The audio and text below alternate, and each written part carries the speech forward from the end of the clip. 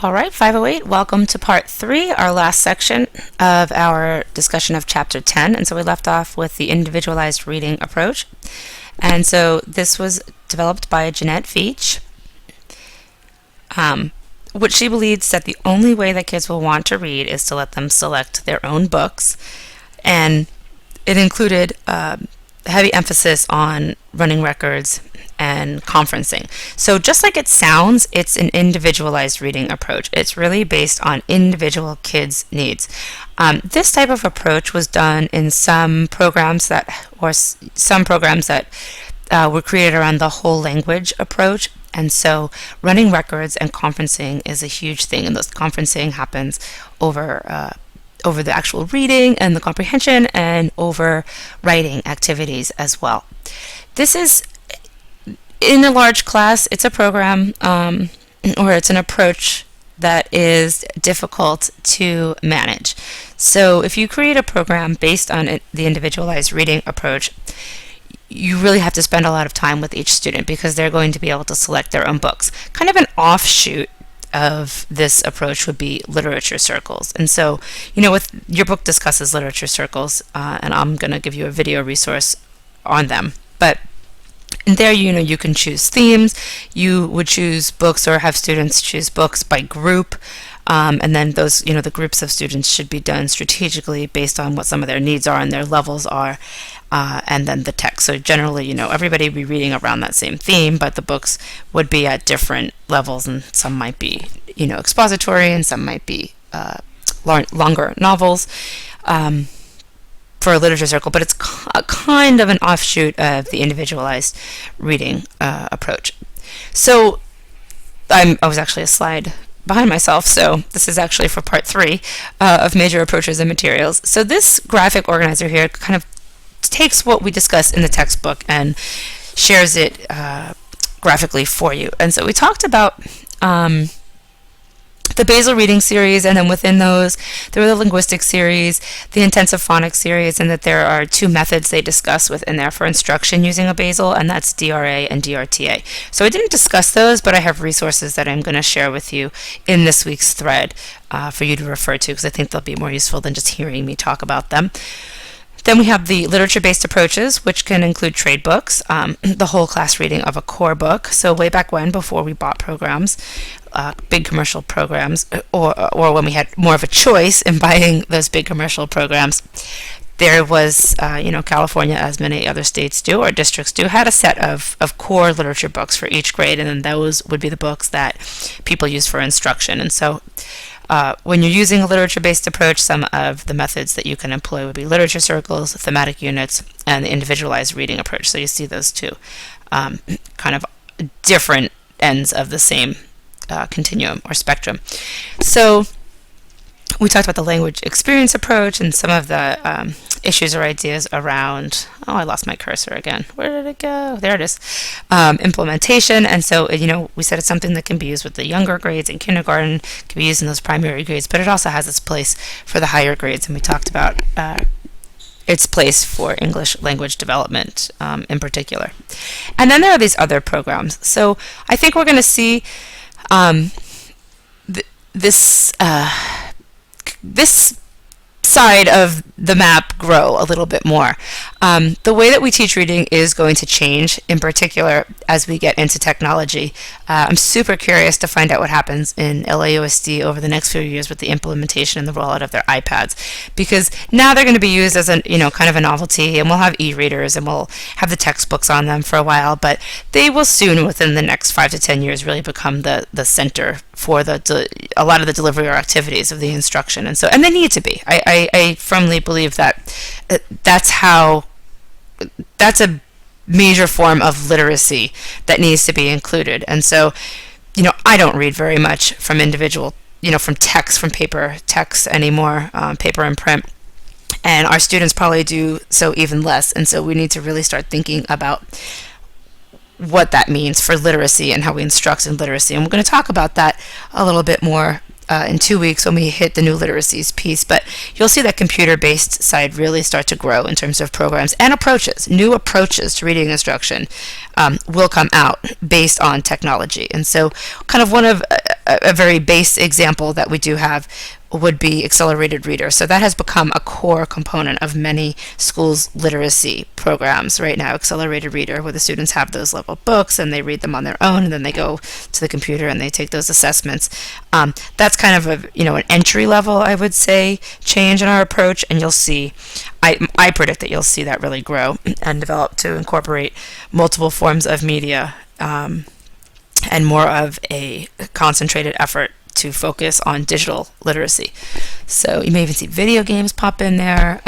All kinds of different things will really change our approach to how we teach reading. So where the book kind of, I think, moves you to, or where we would like to move you to, is this idea of eclecticism. So Stephen Stahl coined the term principled eclecticism. And so what he says is you pick the best of all approaches and you blend their use based upon the needs of your students. So there's really no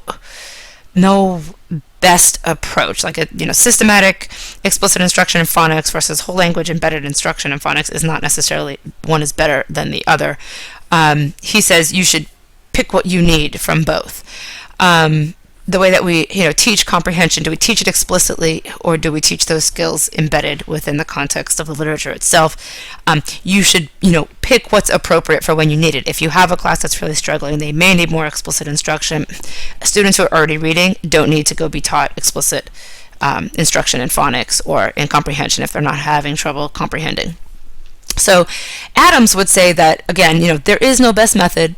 The effectiveness of programs depends on how they're implemented. And so I love this. What I love about this is, to me, it addresses a lot of the controversy around the Common Core. We know there's tons of pushback right now. I think as I'm recording this, today was National Opt-out of Common Core Day. You were supposed to keep your kids home.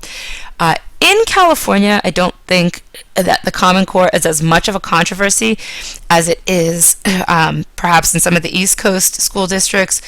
I think one of the reasons for that might be, and this is just my own opinion, is that in California, we've had the state down our throat for so long in education, right? We have had heavy-handed, top-down administration of our funding and our curriculum for a very long time.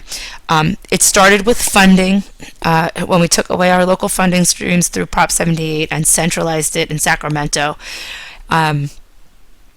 It really changed the structure of governance in California in terms of local control. And so it's been a really long time since any of our districts have even had local control over curriculum, much less over money or over anything else. That is not the same story in many districts across the country. So the East Coast in particular, and much of the Midwest, they don't get all of their funding the way we do from the state. What they do is they get it from their local tax levies. And so on an individual level, each district actually every year votes on their own budget. And these are big, big deals. If you've ever lived in the East Coast, you'll know this.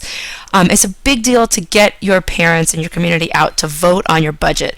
And the community has a say in, what's happening in that school district. It's very political, very politically in charged environment, but one that is led by the school board and the administration of those districts. And so being told now by the state, even though there have been state standards in all this place, being told now by the state that you must implement this and you must take this test and you must do it that way and you must use this curriculum is such a culture shift. And so when you hear all this anti-Common Core rhetoric, that I think is the underlying place where it's coming from.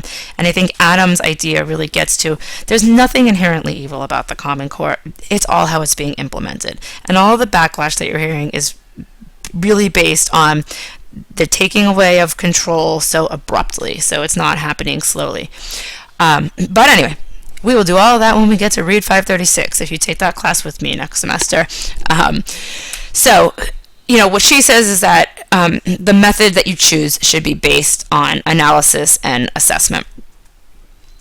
So what an eclectic or balanced approach does is it settles that controversy by using the controversy over which approach is best by using strategies that work based upon what the individual kids or classes need. So you can pull from different approaches. You can pull from whole language, you can pull from individualized reading, and you can pull from Basel. It should use real literature. It should provide students some choice in what they want to do and what they read. You need an eclectic approach in order to create a truly differentiated program, right? If you're going to have if you're going to account for student needs, what they need is different. So that's really how you differentiate. A language-based approach based on characters from the Basel or from trade books can be integrated into the reading program. So you would pull some of those really good pieces from a language experience approach and you would put it into your reading program. You wouldn't only do language experience. You can create in-class experiences based on events from the whole core book.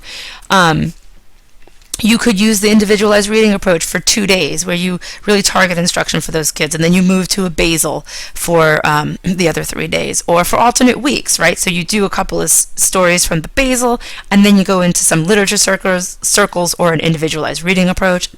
Thematic literature approach to reading instruction, and you can bring in, I'm sorry, hold on one second. Sorry about that. I was getting interrupted by a thirsty 7-year-old. If you heard the mom call in the background.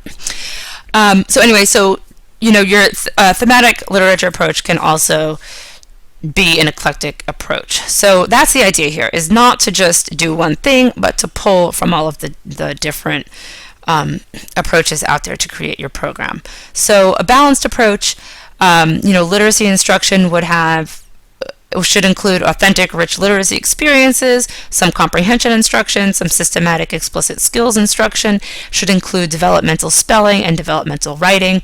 And this is taking a balanced approach. And balanced approach refers to the components, not the time. So sometimes that's a bit of a misnomer. People think, okay, so if I have 100 minutes, I'm going to do 20 minutes here, 20 minutes here, 20 minutes here, and 20 minutes here. That is not a balanced approach. A balanced approach means still, like Adams say and like Stahl says, you look at what the needs are in the room with the kids, and you decide, this class may need more of this, and then we'll get to this, and I give everybody this. You decide based on the needs in the room how much of each you need to do, but you're incorporating all of it. So you're not just doing whole language where you do it embedded, and you're not just doing systematic skills instruction where every student may not need it, but you're taking that balanced approach where it's kind of all available for you, but you can make those decisions from within. So for closure, I want to remind you that you're going to look at some of the other resources to fill in the things in the chapter that I didn't get to here, like some of the activities within the different programs and approaches. But I asked you in the beginning to think about what's the difference between a program and an approach. And so I'd like to close with you thinking about what's the difference between a program and approach. And you probably heard, even as I was talking, we sometimes use those interchangeably. And so this is going to be our prompt for discussion. So I'd like to hear your thoughts on what's the difference between a program and an approach, if indeed there is a difference. How would you explain that based on what you read and what you heard? And then what is your approach to reading instruction? And so if you teach in the classroom, you can explain that. If you don't teach, what approach would you take to teaching reading at whatever level you're interested in teaching it in? And, think about even tutoring. What are you doing with your student right now? What is the approach that you've been taking? Because I can see just by reading that you're taking many different approaches. So with that ends our discussion of Chapter 10. So make sure you check out those video resources and make sure that you address this on our forum. Have a great week.